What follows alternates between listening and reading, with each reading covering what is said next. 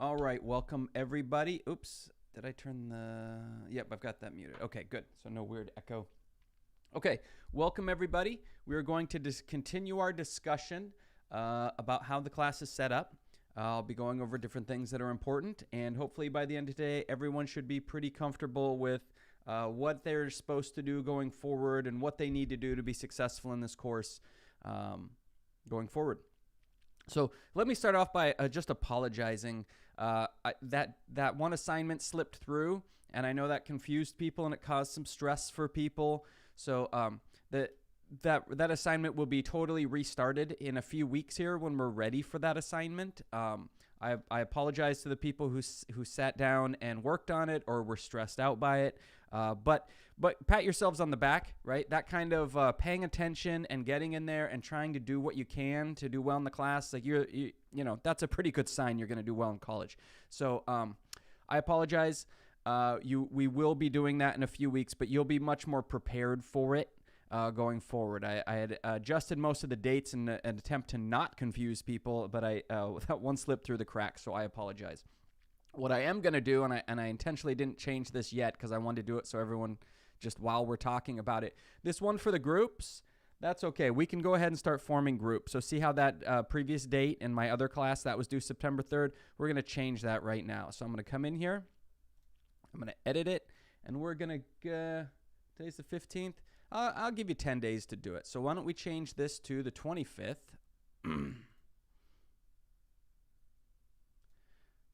I wouldn't wait. I'd do it sooner if it was me, especially since we have some people that definitely want to get into it and get work done early on. That's a great sign. You're going to hear me talk throughout the semester. One of the biggest things that holds students back, procrastination. So those of you who get in there early and get stuff started, it's always better. Your results are going to be better. Your grades are going to be better. That's always good. So I would encourage you to do that. Plus, the truth is, if you're forming a group of people you want to work with in this for the rest of the semester, if I had to choose between the people that do stuff early on or the people that wait till the very last minute, if I'm looking for group members, I choose the ones that get in there and try to get it done early, right? That's the kind of group you want to be in there with people with. So those of you who are, more like that, get in here, try to form some groups. Basically what you're going to do, you're going to get in here. This is a graded assignment. So what we do throughout the semester, when I cover a certain topic, like when we cover a certain chapter, there's going to be a group discussion based on that topic.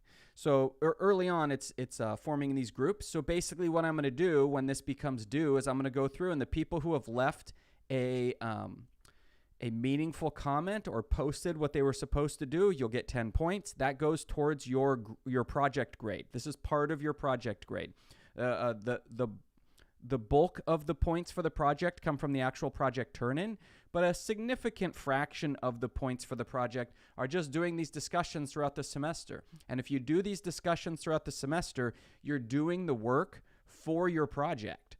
So that means that when you get to the end of the semester, if you've done everything right, all you have to do is make your video, okay? Rather than, okay, now I have to do all the statistics and create my project and put everything together. That's super stressful to do in the last week. But if you've done all the work throughout the semester, like for instance, there's a discussion where you will make your visuals.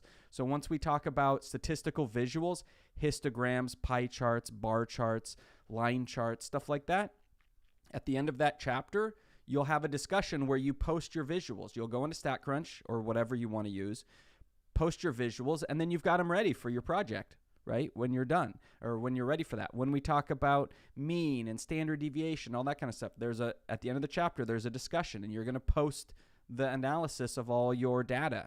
When we get to correlation and regression, there's a discussion. You're going to post all that. So you get grades for doing the discussion posts along the way, and that, that helps your project grade along the way. So, make sure that you do those on time. Those time dates don't get extended, but have, you get a pretty good amount of time to do them. Like you have 10 days to form a group. That's pretty good, right? There's really, even if you get sick or something happens, there's really not much reason why you couldn't have formed a group in 10 days. Okay. So keep in mind when I'm grading these, what your posts in the discussion have to be meaningful and appropriate. And by appropriate, I mean obviously the appropriate things. Like you don't come in here and talk about something that's completely off topic or offensive. But by appropriate, I also mean it addresses the assignment that's being asked, right? So your post should be meaningful in some way. So for instance, I say here, like in all of the discussions in this course, and by discussions, I mean they're called discussions, these postings here. This discussion is graded, so you'll get points for doing it. To receive credit, you must leave meaningful and helpful responses that help move the conversation forward. So basically, here's the rule of thumb for the course. Low effort comments that don't really mean anything or add anything don't get credit, right? If you want credit for your posts, it has to be clear to me that you're actually participating in the course and you're doing the things that you're supposed to do. So, if we get, sometimes people want to just come in and go, oh, great comment, or I agree, or you make a good point, or something like that, and then they think they're going to get credit. It doesn't work that way. You have to be adding something meaningful. And I don't mean you have to be like changing the world or anything like that, but it has to be obvious that you made a meaningful attempt to address the issue and do the assignment at hand, right? So like I give examples here, great comment, or I agree. You can tell people those things, but those kind of comments won't earn points. You have to, go in and actually address the point of the discussion. They have to be a meaningful comment. So just ask yourself, if my comment was deleted, would be me missing out on anything? And if all you've said is, I agree, or yeah, you're right, or something, then the discussion's not really better because of your comment. If you go in and say, oh, I like the way you set up the histogram. What if you tried it this way? That might be helpful. It's okay to give each other help. Like don't see comments from other people as attacks or criticisms. You're all here to help each other. Every one of you has the same goal, which is to pass this class with a passing grade. Now, some of you want A's, some of you are fine with C's, but your goal is to pass this course, right? And so, that you just remember, the other people in the class are here to help you. So what's the point of of the groups, forming the group, if you're all going to turn in your own group as your own project? So each individual will turn in the project, and each individual will make comments in these posts, right? So when I go through here, if you don't have a post that it was left by your account, you do not get credit for it. Every person has to leave their own. So you might go, well, then why am I in a group if the group can't leave a comment? I have to leave one myself. The group, and I'm finding this, I kind of changed up how I'm doing this project a little bit this semester. And it's a good improvement from what I've seen in a few weeks in the other class. It's a good improvement, and that is people get confused. There's going to be times when I tell you to do something for your project, and you're not quite going to get it. You're going to go, I know we learned about histograms, but I'm having trouble making my own histograms. Going to your group and asking your group, that's great. If in my other class, I have some groups, they just automatically get together one day a week, and they can get together more often, but they kind of have like a set date where they get together. Everyone brings their work in and say, yeah, here's what I did. And then you all kind of talk about it and help each other out. And pretty much what happens is everyone usually gains from that, right? Everyone showing up in the group probably has at least one question they're not sure about that then the rest of the people are able to answer for them along the way. So basically, you each have to turn in your own project. You each have to reply to each of these discussions. However, the group is really there as a support to help yourself, and you can choose the size of your group. I have people that really want to work by themselves. They want to be a group of one. If you really want to do it that way, go ahead. Just realize there's going to be parts of the course where you probably have a question and you're going to be more limited in where to go to get those questions answered. I have a limited number of office hours. As far as the group, the project stuff is a little harder to take to the tutors because, they can help you with statistics, but it's a little harder for them to know how your project should be set up. That's kind of a thing you have to do. So if you really, like, some people just really want to be working by themselves, you can, but I wouldn't recommend it. What I've seen is the people that are forming groups of 2 or 3 people are doing much better. We don't want to go 4, Don't form a group of 4 people. That ends up being too many people. Plus, we might have to form some groups of 4 because ultimately, what's going to happen as well is we lose people along the way throughout the semester for whatever reasons, right? Sometimes it's that the students didn't really take the class seriously, they fall behind, can't finish. Other times it's beyond the control of the student, right? Some family tragedy happens, which is unfortunate. Illness, right? We're obviously in a time where people get serious illnesses. That's not unheard of, and people cannot continue with the course. So, so keep that in mind. If you reach a point through the semester where your group dissolves, come to me and ask me and say, I've tried, this person seems to have disappeared from the class. We were working together. I haven't heard from them. They haven't responded to me in a week. What do? I can throw you in with another group, right? Or try to find a group that's willing to take you on or something like that. So that's fine. So the point of this first discussion is to get in here and introduce yourself. You can, whatever you want to talk about, right? It's hard to form a group if you don't introduce yourself in some way. Some people throw out majors because, you might end up, if you're in the same major, if you're an accounting major and someone else is an accounting major, you might end up in classes together in the future. Might as well work together now. And then when you have classes with that person in the future, you kind of already, you know someone in that class, which can be nice. Or hobbies, however you want to do it, right? Just something out there so that people can read and go, oh, this sounds like someone I want to be in a group with. And then you form your groups.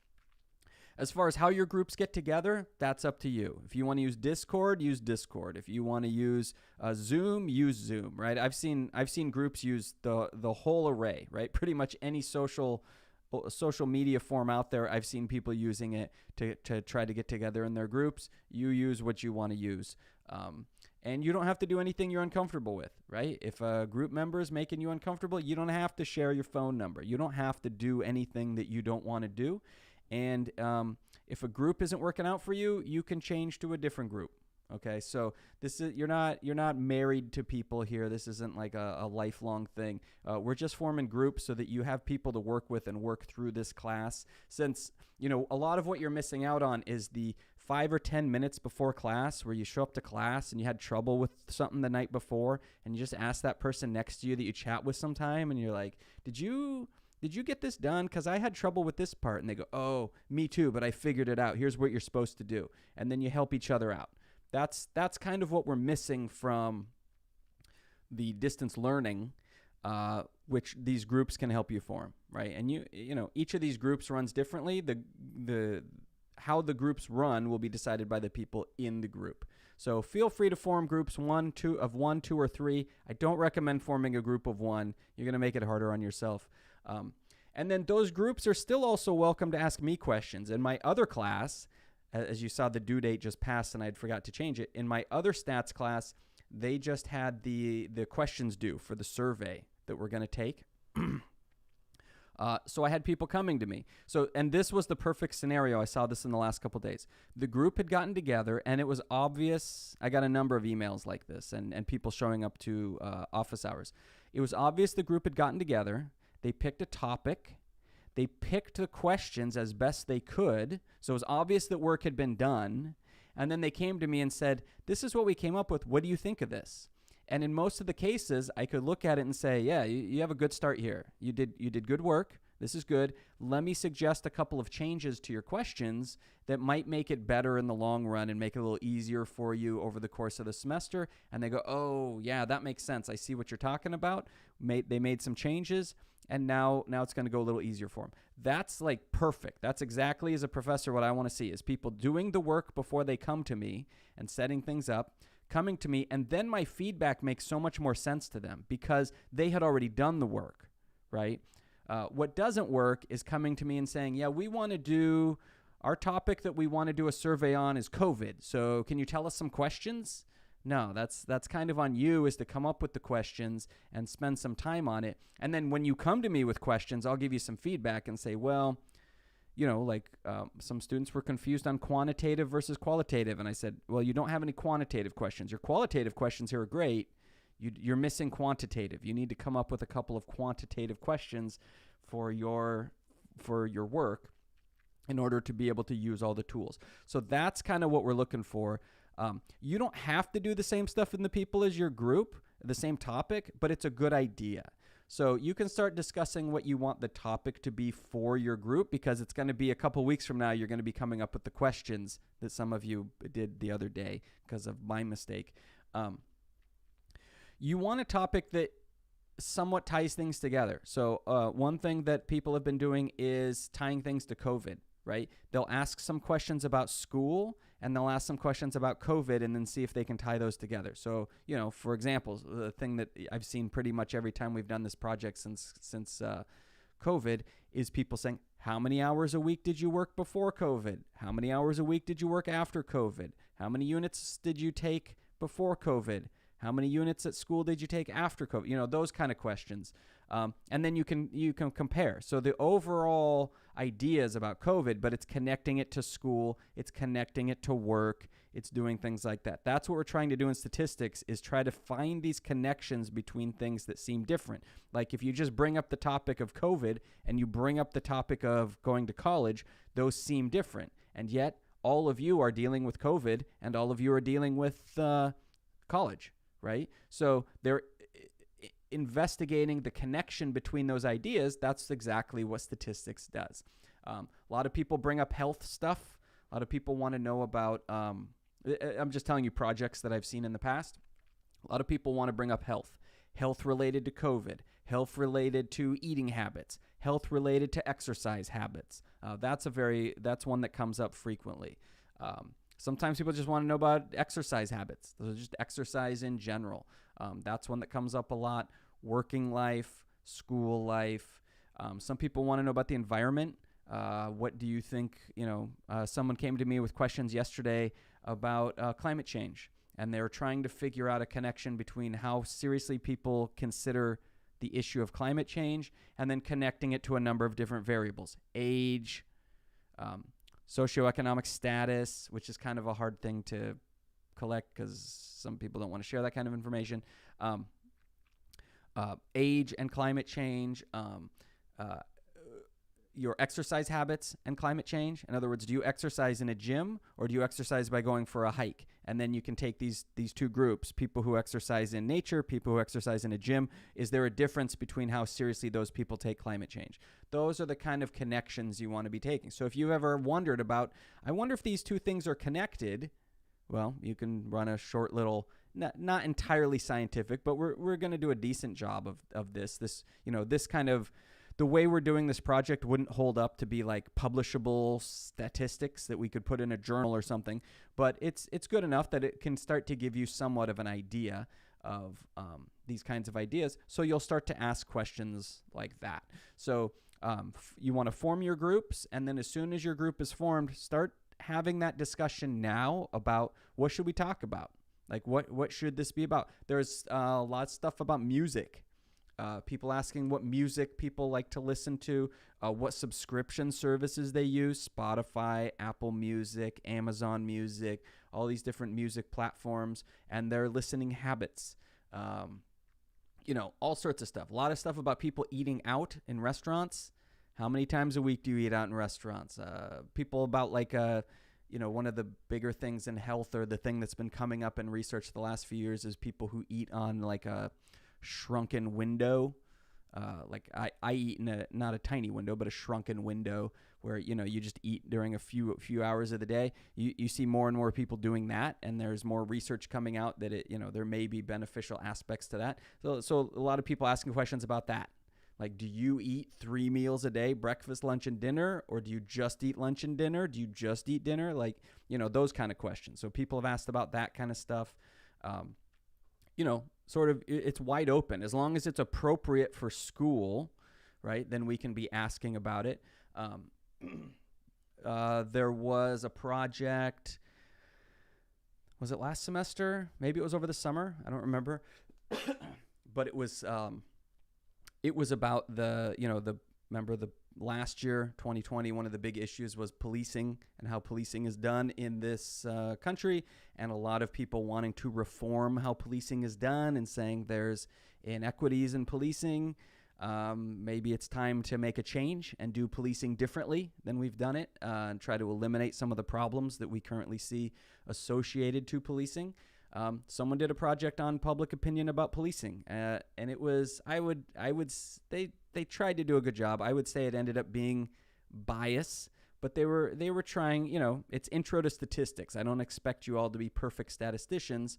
But that one ended up being a little biased, but they tried to do a good job with it. It was a good effort. So that was a topic that was attempted. So there's really lots of things that you can, and when I talk about that project, it was biased because it was being done by people that were basically about to become police officers. So, I think they tried to be unbiased about it, but some of the conclusions that they reached were a bit of a stretch from the work that they did, I would say. But again, you're not like professional statisticians. You're learning the intro to statistics. So try to do the best you can and eliminate bias, even if and that's the whole thing is when you're working on something, especially if it's something you care about, you probably have feelings about how it's going to end up. But as a responsible statistician, as an ethical statistician, you have to try to eliminate those things and let the data speak for itself, and not try to force your opinion into the data that exists. That's when it starts to, it doesn't look good when you're doing that. So form your groups. Your groups are welcome to come ask me questions. What I will ask in general here, this should just be sort of your guiding. Just a rule of thumb when you're going to come talk to me about the group project. Your group should have already discussed it. Then by all means, come talk to me, right? Don't come to me with nothing and go, well, I don't know. We haven't even started it. Can you tell me what to do? No, your group should get together for whatever that assignment is and try to do it. And then by all means, bring your stuff to me and say, hey, can we go over this with you? We want to see if you like this, or if we can do better, or if maybe we did it wrong. And then we'll talk about it in office hours. Or if you need to meet with me at a different time, I'll see if we can make up a Zoom meeting at a different time. And we can look at that stuff. But your group should have looked at it together, or at least have some work. Like I say with the questions, people brought me questions and said, here's what we've done. What do you think? And then I'll give you feedback on those questions. But don't just come with nothing and go, yeah, we don't have any questions. Then what am I supposed to do, right? I can't do your project for you. But if it's obvious that you've put in work and it's obvious that you've attempted and you're trying to do the project, I'll sit down with you, as long as you want, and talk to you about it. Okay? So do that. So, get in here, form some groups. You've got a little bit of time, but again, it's all, generally procrastination is the enemy of the good student, right? If you have a choice, and you'll look at people who are successful, and they'll tell you this in general, right? There's people out there who are, you can buy their books and podcasts and stuff. They talk about being efficient and getting things done well and operating at high levels. And they'll tell you, if you ever reach a point where you're like, I could do this right now, or I could just wait till later to do it, you just do it now. Just do it right now, right? Once you get it done, you're going to do a better job of it. And you're, it's also less stressful because you're not trying to do things at the last minute. With your English classes, the people who write their rough draft on Monday, come back, revisit it on Wednesday and do another draft and improve a bunch of stuff. Then on Friday, when it's due, they go over it again and look at it and turn it in. Those people are not stressed out. And those people are probably getting A's on their essay. The person who waits till Friday night, writes their essay, and gets their first draft turned in at 11:58, when it's due at 11:59, those people, first of all, are quite stressed when they're writing that essay, but also it's not going to be very good because they turned in the, rushed work, whereas that other person was less stressed and did better work. So you have a choice to make. Do you like to operate with less stress in your life and do better work, or do you like to operate with more stress and do worse work, right? That's kind of the choice that you make that in life every day. You make those choices, right? It's a good habit to get into, I could wait on this, but why don't I just get it done? That's the thinking of an A student is, yeah, I could wait, but why would I? What's the point? Why don't I just do it now? And the same thing in your job in the future, right? Those of you who have that kind of mindset, you'll get the promotion over the people who are trying to just get it done. And they say, well, I got it in on time. Okay, but it wasn't very good work, right? So just do stuff early if you can. Okay, so that's the first thing. We've got that. You can start doing that. I did see that. I think when I checked this morning, it was either 10 or 11 of you have signed up for the online homework. So 10 or 11 of you signed up with the online homework. I think 7 people were using the free access. Great. Why not, right? It's there for you. Use that 14-day free access, and that gives you some time to get the actual access from the bookstore. I have not heard yet of anyone saying they're having problems with the bookstore. So that would lead me to believe that they still have licenses available. But again, don't procrastinate. Those of you who jumped on it soon, you definitely got the free ones. And then those of you who, wait, who knows? Maybe they'll have codes. Maybe they'll run out. I wouldn't want to be in the group that runs out. So try to get on that and work with it. Okay, so we have a question here. Are we able to set up a Zoom call or meet in person in order to talk with you? Great question. So I still have to go over part of this class is flying by too. Let's pull up the syllabus. That's a great question. Also, the syllabus is always available for you here in Canvas. So if you ever need to remind yourself of something, if you're going to contact me, do please check the syllabus first, because I try to prioritize the people that I'm responding to are the ones where the question really actually needs me as a professor. If you're asking me a question that's like listed in and I'm not referring to the person who asked the question here, but I'm just saying in general as a rule, if you want to know where my office is, it's in the syllabus. Look it up in the syllabus. That's better than emailing me, right? Or if you want to know my email or something like that. So I'm not talking about the person who asked this question in chat, but the question was, are we able to set up a Zoom call or meet in person? Yeah, because I haven't talked about this yet, I think. Maybe I did briefly, but I don't think I went into it specifically. So I do have office hours, 5 office hours a week. The campus is forcing me, even though I'm 100% online with my classes, they are forcing us to have 3 of our office hours on campus. So those are Monday from 11 to 2. I did have 2 people show up this Monday to those office hours, which I'm surprised that those people are showing up. But you're totally welcome to do that. I'm there. I'm in my office working for those 3 hours. Come meet with me if you have a question. You do have to go through the screening to get on campus. And as of October 15th, you do have to be vaccinated to get on campus. So no matter what, if you're not vaccinated on October 15th, you will not be given access. You can't go to the bookstore. You can't go to my office hours. You can't go to anything. And they give you a wristband.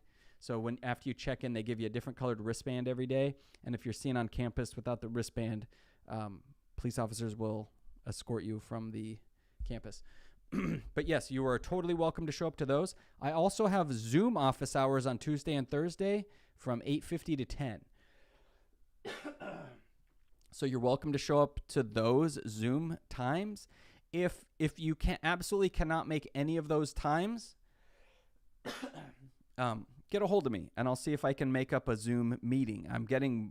As the semester goes on, my calendar is filling up more and more because this is my 4th class starting now, so that time block is taken up. And then I have another class that starts in November, so that time block's going to be taken up.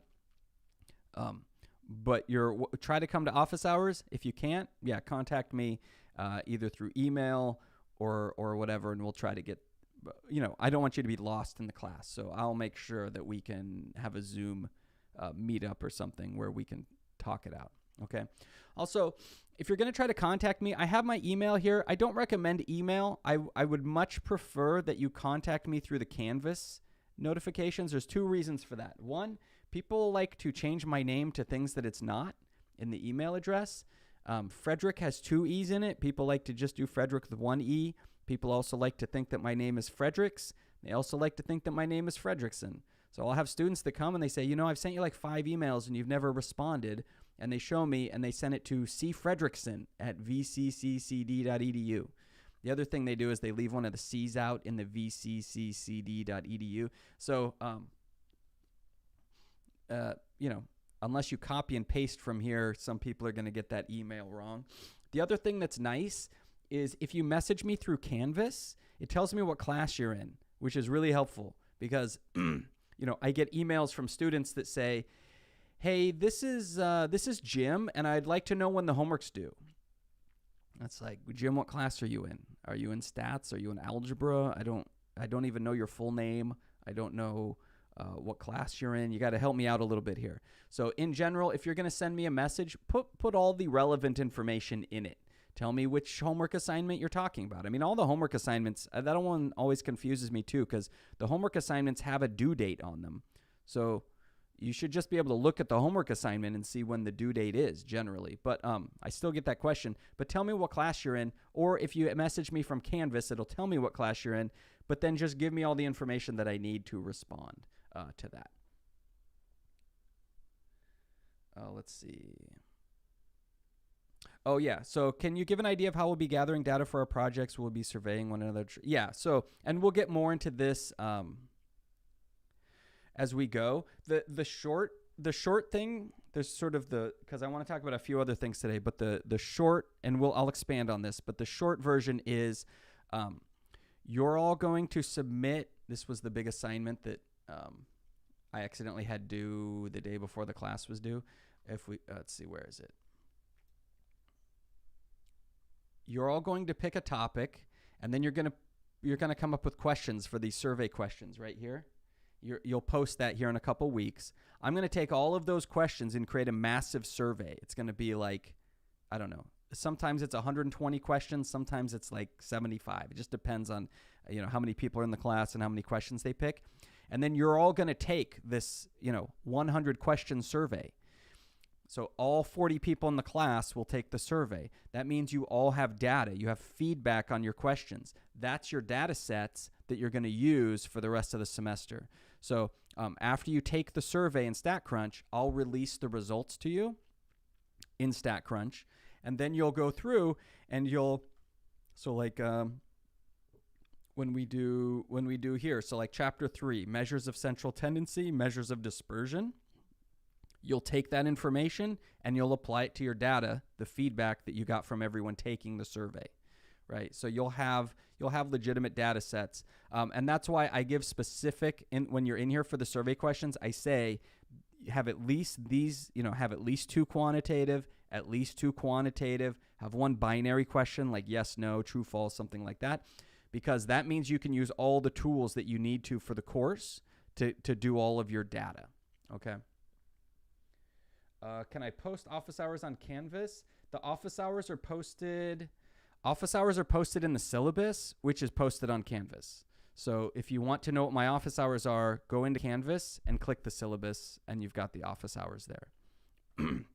It's mandatory that we put our office hours in the syllabus, and the syllabus is the second thing from the top on Canvas. So you can go in there and you can find them.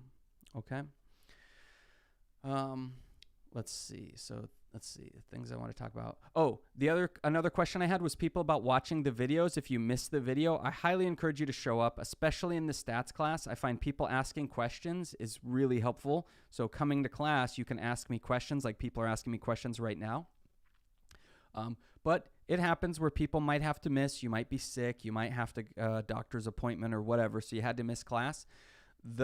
These videos, like for those of you that are watching the YouTube stream, or those of you who aren't but would like to watch it later, those are archived, and I put them all in a playlist specifically for this class. And on the front page of my channel, there's a row for each class that I have. So for each one of my classes, you can see the videos that have been getting made for that class. So you can go in and you can figure out the one that you missed, and you can watch it.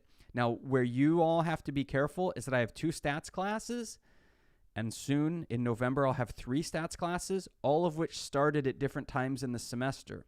So if you go click my other stats class, you're going to go like, wow, where did all these videos come from? What's he talking about? We haven't even talked about any of this stuff yet, and he's talking about like regression and correlation. That's because you're watching my 18-week class, which is 3 weeks ahead of you, right? Make sure you go to the 15-week class and watch those videos, of which now there's 1, and in the next 30 minutes, there'll be 2 videos posted in there. So just make sure you're watching the right one, or you're going to get confused, right? you're going to find it confusing. Okay, so make sure you're doing that. Let's see, what else in the syllabus have I not talked about? The final exam, they finally, just a few days ago, they posted the final exam schedule, so we know when that is.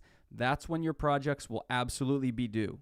I cannot take them after that time period closes, because then we get accused of giving people different due dates and not treating everyone with the same expectations and stuff like that. So we have to be strict at the end. The school has policies on this, and I have to follow those policies. So at the end of that final time, which we'll talk about more as the semester comes to a close, your project's got to be turned in by then. So don't wait till the last minute. Just get all that done. Your homework is 50% of your grade. The project is 50% of your grade. Now, remember, your project grade also includes those discussions along the way. So those are kind of no-brainer. You should absolutely be getting, for discussion points, you should get 100% of those points, right? The only time people don't is that they either, and this doesn't happen too much because what's the point, but they either do low-quality responses. Every once in a while, someone does that. But if you're actually doing the work, I'm pretty lenient about it. Again, I realize this is sort of getting your information ready for the project. You still have time to refine it and improve it before you put it in the final project. So as long as you went in there and it was obvious that you tried to make an honest attempt at doing what you were supposed to do, you're going to get full credit for the project. Okay, so those discussions are a nice way to build up that grade for your project, and then at the end of the semester, the actual video you turn in will make up the remainder of that project. Okay. Grades are your typical 90, 80, 70, 60 for A, B, C's, and D's. Homework's done online, as many of you are already finding out. You go in, you set up the My Stat Lab. You've got the free access that you can turn on literally in a few minutes. You can have access to your online homework.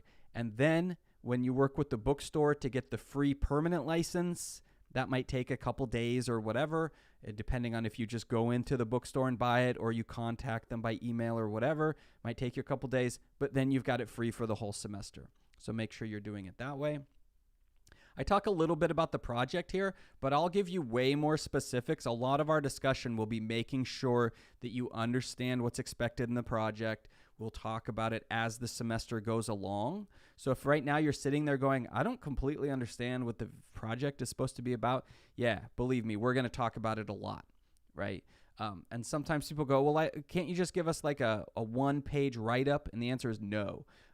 When I do that, people tend to do very minimal work. They treat it like a checklist and just go, okay, I've got a histogram, I've got a frequency table, I've got a hypothesis test, I've got a confidence interval. I'm good. I get an A, right? And the answer is no. You basically have to go through, make a comprehensive project, which covers all the stuff that we did throughout the class, include everything that you think should be included. But I will talk about it a lot. So as long as you're showing up to class and watching the videos, you absolutely should understand what's expected for the project. And again, you're always welcome to come to office hours and get clarifications from me about what the expectations are. All right, you come in and say, here's what we did for our project. Is this what you mean? And I look at it and go, usually it's, yeah, you're on the right track. Here, make a couple changes here, and I think it'll be even better. And they go, oh, thanks, that's helpful. And then they go get that work done. Sometimes a student is way off base, and I go, oh, I think you misunderstood. Here's what I would like you to do for the project. And they go, oh, now I understand. Okay, thanks. And then they come back and take care of that, right? Behavior for the class, probably not an issue for most of you, especially since many of you proved that you were sort of go-getters, getting in there and trying to get the work done. It's a good sign. Just remember, anything that's done in relation to this class, where it's a comment, whether it's a comment on the YouTube channel, in Zoom, a comment that you make in Canvas, any of that is like you were in the classroom saying it to another student. That's how the school views it. So if you're saying things that make people uncomfortable, if you're saying things that are inappropriate, if you're cheating, if you're doing anything that would go against school policy in the classroom, that holds for everything that we're doing here as well. So it's almost never an issue, but when it is, it sucks. Just be good people, right? Be grown-ups and act like a grown-up and a good person, and everything should be fine, right? Act ethically and nice towards your fellow students. Remember, you're all in here for the same reason. You all want to pass this course, right? So there's really no reason for negativity, and people don't learn well in environments where they feel like they're being made fun of or harassed, or they're going to get picked on, or something like that. We don't need that. We need a learning environment where people feel safe to ask questions, where people, it's hard enough for people to ask questions because, if I ask this question, everyone's going to think I'm dumb. Like, just get over that. This is going to be a safe place where you can ask questions. You shouldn't feel embarrassed or afraid to ask questions. That's the kind of learning environment that we will be creating here. Okay. ADA statement. So if you're a student who has any kind of learning disability or even non-learning disabilities, I've had students like break a leg and they need help getting around campus. You can work through the EAC. But mostly it's for students with learning disabilities. If that applies to you, you need to talk to what's called the EAC Center on campus. Some of you may have already done that. If that applies to you, some of you may be new and have not done that. There's the phone number here. You have to work through the EAC. I cannot do anything in regards to learning disabilities until the EAC has they file paperwork with me and tell me exactly what I'm supposed to do. If someone comes to me and says they're dyslexic and they need something different, by law, I can't do anything different until the EAC tells me what I'm supposed to do, and then I follow through with their paperwork. So if you don't know what I'm talking about, then it probably doesn't relate to you. If you do know what I'm talking about, make sure you go through the EAC, and don't do it like last minute. Sometimes students we don't have tests in this class, but I'll have students come to me the day before a test and say, in high school, I got testing accommodations. What can I do about that? And I'll say, well, you need to go to the EAC, but it usually takes a couple of weeks to handle that stuff, like to get the paperwork filled out. So if that's you, do it now. Go get your stuff set up now. Don't wait, right? Again, back to the procrastination. Don't wait, okay? Although we don't have exams in this course, so it won't really matter much. And then we have the course descriptions and stuff, which is we have to put these in here just as part of it's a requirement for our syllabus. But it's basically what we're going to learn in this class. So if you read it now, it won't make much sense because you don't know statistics yet. Okay. Right, what do we got? So there's, what else? So there's the notebooks. Again, I want to make sure everyone understands it says optional, but sometimes students miss that. You don't have to print these notebooks out. They're here because some students find them very helpful. If you find them helpful to go through while you're watching the videos, by all means use them. They're not worth any points. So they're really just to help you organize your own work. Because what's going to happen is, 8 weeks from now, when we start talking about, a specific thing that you learned in week 2, maybe histograms or something, and you're going to go, oh, I remember talking about histograms, but I don't really remember them. It's a little difficult to go back and watch a whole video trying to figure out where's the part where he or she talks about histograms. But if you filled in your notes, then you look back and go, oh, yeah, here's how histograms work, and you go from there. But it's up to you how you want to schedule or how you want to organize your own work. I leave that up to you. So remember, you've got these. We'll be using StatCrunch more. StatCrunch looks like this. You get StatCrunch free with your free homework. So when you get the free online homework, you also get StatCrunch.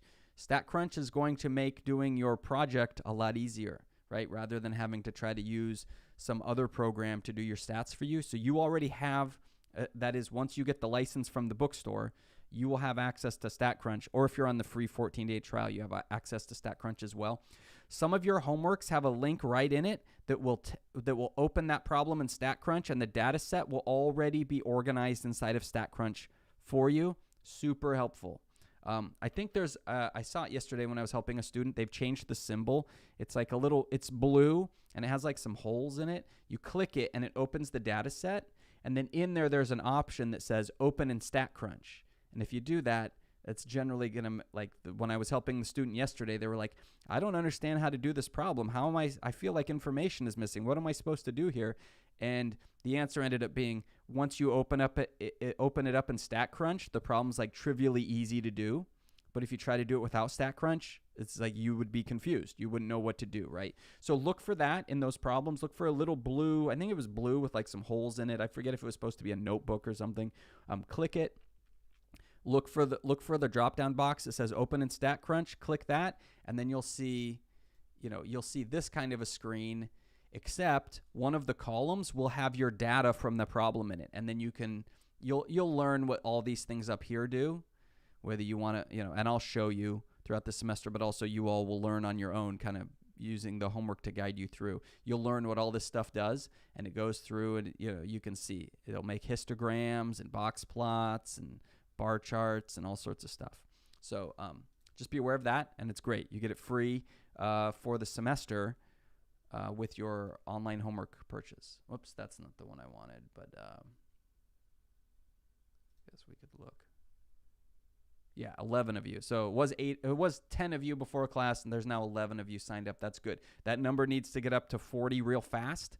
So those of you who haven't done it yet, again, just get in there with the free. You can get the free access. Just get in there and get it set up so you know you're all set up, and then work. Don't wait till you get the license from the bookstore and then do it. Just get in there and get it set up, then come back with the free license from the bookstore later and do that. Otherwise, what you should basically be doing is starting at the top. So there's these few modules that are getting you used to how the class is going to work. And then we're just going to start here, chapter 1, and you're basically going to work your way down the entire semester, right? And you'll see the due dates that are on here.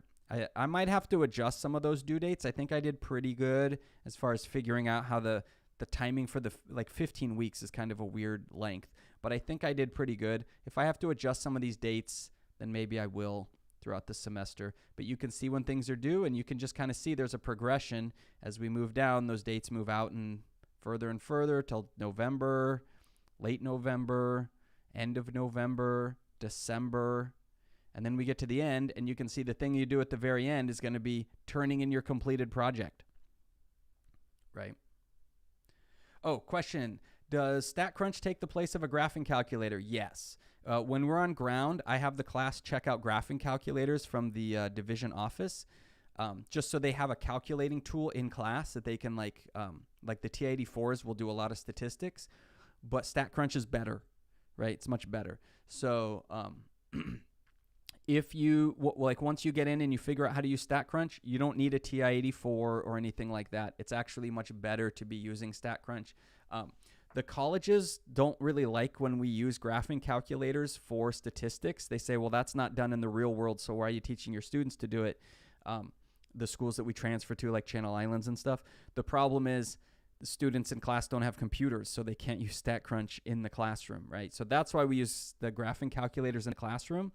But with access to StatCrunch, that's all you need. You don't need to go buy a calculator or anything like that. If you think you're going to become if you're going to take a lot of statistics, some of you might make it a career, which is a good idea as far as future careers. Stats is a good one. And I'm not a statistician, I'm a mathematician, but stats is one where it's a good career choice if you want to, if you enjoy eating and having a roof over your head and stuff. Stats is a good way to go. You might want to invest in some kind of statistical calculator, but you won't need one just for this class. Okay, so that's a great question. Is there any other questions? We have a couple minutes left. I think I've kind of more or less covered everything. Like I say, the big things start at the top, move your way down, get stuff done before the due dates. Any other questions that people have?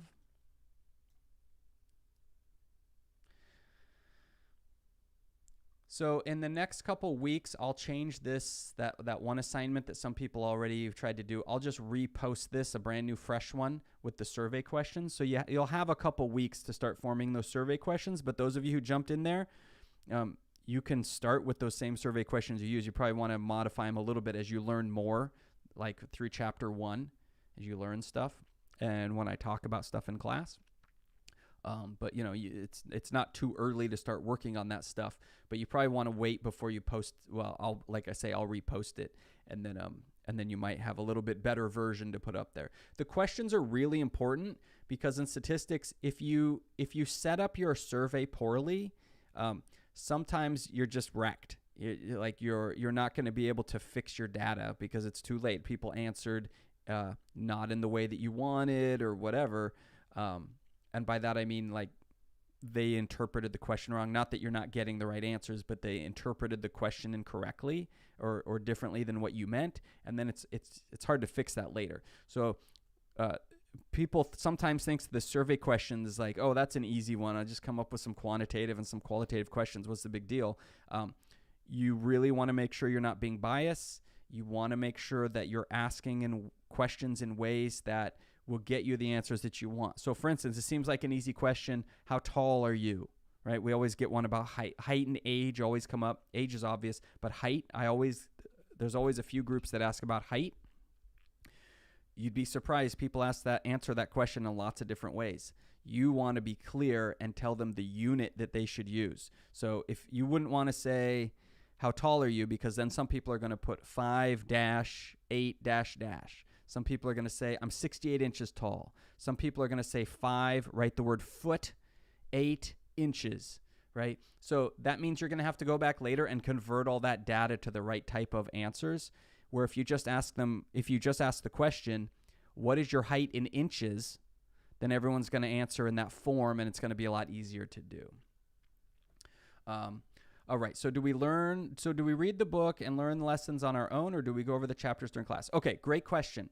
So normally, if this was an on-ground class, we would meet 4 hours a week. We are normally, for 18 weeks, you would meet 4 hours a week. So if you do that, let's see, 18 times 4, you're looking at around 72 hours or 75 hours, something like that, of class meetings. We're meeting 15 weeks for 2 hours, so that's 30 hours that we'll be meeting. So as you can see, we meet for less than half the time that we would meet in a traditional classroom. So what that means is I can't cover everything in class. It's impossible. It's impossible for me to give all the information that I would give you if we were in the classroom on campus. So I will point out things that I think are important, like the most important things, the things that usually get missed from just reading the book or just watching the videos. I'm going to talk about those things in class because there's a lot of subtleties in statistics, and they're easy to miss. Like when we talk about hypothesis testing, people get real confused about the way you're supposed to answer those. I'm going to go in depth on that and try to make sure I clear it up for everyone. But I can't cover everything. So it is not enough, and this is a great question, it's not enough to just watch the videos and go, well, that's what he talked about, right? And I'm sure I'll still get emails where people say, I don't think you talked about this in class. Did you forget to talk about this one topic? No, I don't have time to talk about all of the topics. So the way this works is when you go into the lesson, so you click lesson, let's see if it lets me in. If I go in here, it should say, okay, start assignment. So when you go into the lesson, you've got it's like the beginning of the book, and then there's generally going to be a video. So there's a little bit of stuff to read. There should be a video in here.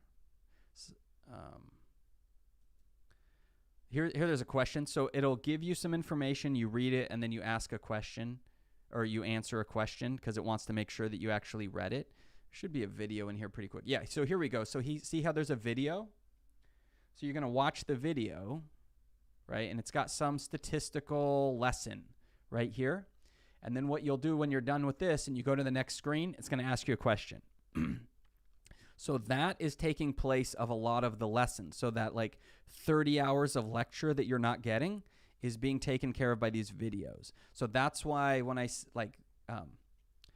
say work through, like start at the top and work down. So if you start at 1, this 1.1 lesson, that's kind of you working through the quote unquote book, right? Whatever that means in the digital age. You're watching videos, you're reading some pages. That's taking the place of you just reading the chapter in the book, which is sort of also taking the place of lecture hours, which we don't have enough of in this class.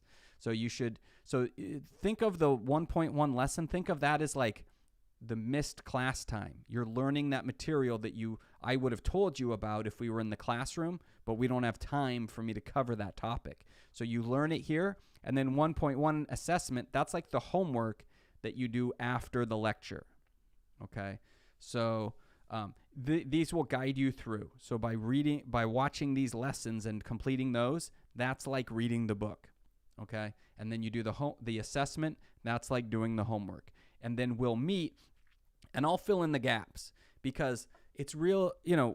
It's one thing about statistics is you can go through and you can memorize the mean and the median, and even hypothesis testing. I have people who memorize hypothesis testing and how to do it, but they don't really get it. It's just that they've memorized these things. But that's useless to all of you. If all we do is memorize some stuff and then you forget it a few weeks after the course ends and you don't really understand statistics, then the whole thing was just a big waste of time, right? So what I'll usually be doing with the lessons is trying to fill in those gaps and making sure you understand beyond like just the memorization stuff. Like I've memorized how to calculate a mean. I've memorized how to calculate a confidence interval. We're going to try to tie together the conceptual part. The understanding piece is what I'm usually going to focus on in the Zoom meetings because it's real easy to miss the conceptual parts when you're watching the videos, right? It's real easy to see watch a video on the mean and go, yeah, I get it. The mean, I can calculate a mean. That's great. But you know when it's appropriate to calculate a mean and when you're better off calculating a median? Those are the kind of things that I'll try to talk about more in class so that not only do you have the idea memorized of what it is, you actually understand how to use it. Okay, so the Zoom meetings will be a little bit more conceptual. The book work that you do, these lessons online, are going to be a little bit more computational, although they will get into the concepts as well, but I'll be reinforcing the concepts to make sure you understand, and then at the end of the semester you can make a good video, right? Okay, great question. Any other questions? If not, okay, please, by the next time I see you, and really like today, if you can, like do it as soon as possible, get your homework set up. So go in there, set it up. Remember, just do it through here. Don't go to Pearson. Click this My Lab and Mastering button that's in Canvas. Go into it that way. Get your free account set up. Start working on getting your free license from the bookstore so that you'll get it free for the entire semester. Like, do that immediately, okay? Because then you can start working through the actual homework, which you can see, yeah, you have a little bit of time, but September 30th is going to be here quick. I give a little extra time on the first chapter because I know it takes people time to set up the homework. But as you'll see, you don't get quite as much time in the chapters after that. So if you get this done before September 30th and you move on to chapter 2, that's a good idea, right? But I'm a little bit lenient with these first dates because I know there's this process of getting the homework set up. But if you're, again, avoid the procrastination, get in there and do it early, you're ahead of the game. It's just going to make it easier throughout the semester. So please do that. Please try to get your homework set up, and by all means, start doing the lessons in there. It'll start to make sense once you get in there. And do it. And then if you do have questions, the sooner you come to me with questions, the sooner I can clear them up for you and get everything set up. Okay, so the way we generally end these meetings is I close down the YouTube stream and I archive it to that playlist on the YouTube channel. And then I leave Zoom open. As long as people are asking me questions, I'll leave Zoom open. So if people are in Zoom right now and want to ask me questions, I'll answer those questions. If you're on the YouTube stream and you go, oh, I do have a question I want to ask, but he's about to close the YouTube stream, hop over into the Zoom meeting and ask me in there. And I will stick around and answer your questions for you because I want everyone to understand what's going on so they can move forward. Let's see. How do we get in contact with the library and set up the license? Oh, it's not the library. Did I say library? It's the bookstore. So you have options. You can go to the bookstore just like you traditionally would, where you walk in the bookstore and say, you show them your schedule and say, I'm in this class. I'd like the stats license, and they'll hook you up with that. Or my understanding is that you can call or email the bookstore. The bookstore information can be found on the website. So if you just go here and you just search like book, it's under one of these. Where's the bookstore?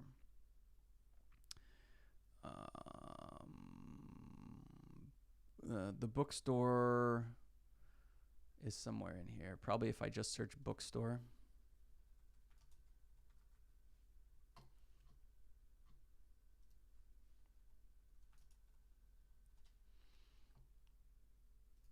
If you search bookstore,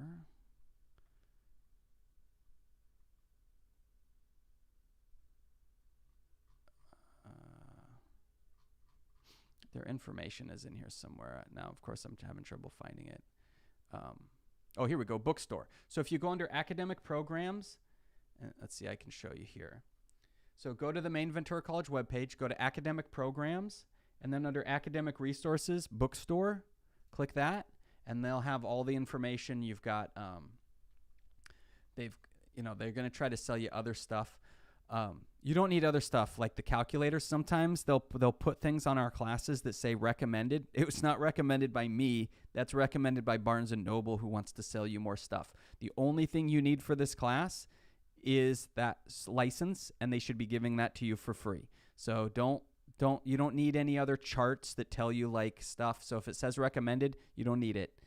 But they've got their hours and their phone number and email and stuff is all in here and on the bookstore webpage. So you can find it that way. So either go there in person if you're comfortable with that. If you're not comfortable with that, fine. Email them, and then they'll get back to you about how to do it. Okay. Okay, great. So I'm gonna turn off the YouTube stream.